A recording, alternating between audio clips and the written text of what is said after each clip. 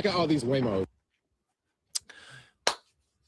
You know how women are like, they'd rather be around a bear than a man in the woods.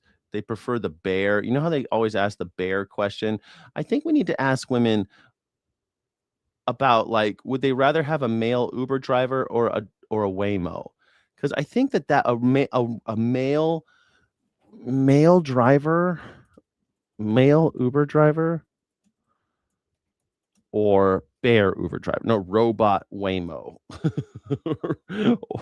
or robot killing machine, or robot monster Waymo thing. I don't even know what this, whatever the hell it is. Which is it? Robots or Uber? Male robot. Which one is it? Forget about I think women prefer robots. I mean, women have been fucking robots way longer than dudes. Like ever since they invented the vibrator in 1860 something. So really, women have had lots more experience with fucking robots than men have. Like I've never fucked a robot, for example. I've never fucked a robot. Women, all of them have fucked robots. I've never fucked a robot. Women are far more experienced with this than I am. So it would make sense that women would be more cool with Waymo. Like I'm not cool with Waymo. I think women are way more cool with Waymo than men are. Maybe that's just my take. Hot take. I've never fucked a robot and I've never been in a driverless car. Never done either of those things. But, you know.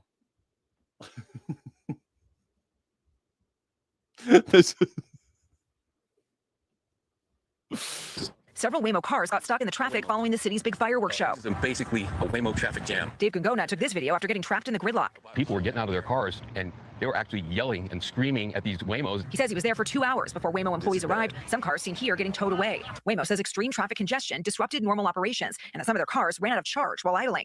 It all comes after a string of questionable traffic incidents involving Waymos. One recently drove into floodwaters in Atlanta, and in LA last year, another appeared to drive right into an active police scene. And as for the incidents on July 4th, the company says a separate unoccupied Waymo drove over a firework and caught fire. The company says they're committed to evaluating. I'm not saying I'm against it. Like, if they came out with the fuckable robot, I might give it a try. I don't know. It depends on, like, I'm a frugal guy. I don't know if I would. I don't know.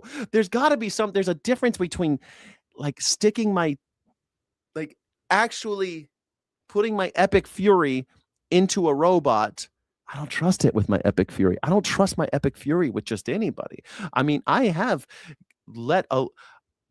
trusted the wrong people with my epic fury, and it never turns out well. Should I trust a robot with my epic fury?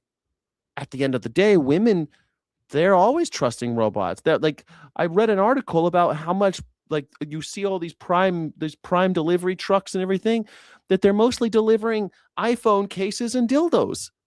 Vibrating dildos, robot men, robot penises. What is this world coming to, man? I guess it's fine. I mean, I don't know. I don't know. I don't trust.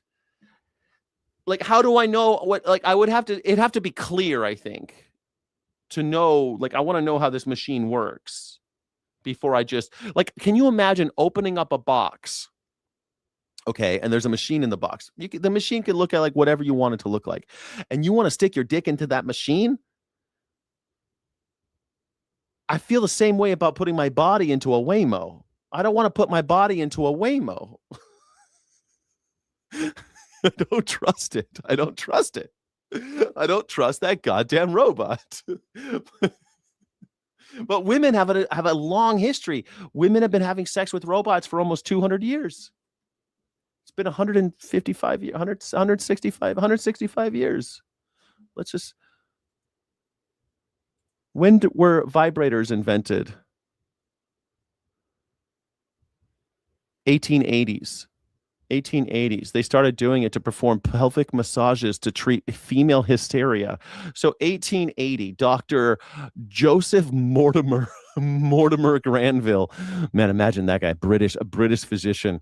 That's white culture for you. We gotta cure these bitches of their hysteria. How are we gonna do it? Well, we're gonna tie them down and force them to have orgasms. How are we gonna do that? I've invented this thing called a vibrator. for pelvic massages. They're going to love it. They're going to love it.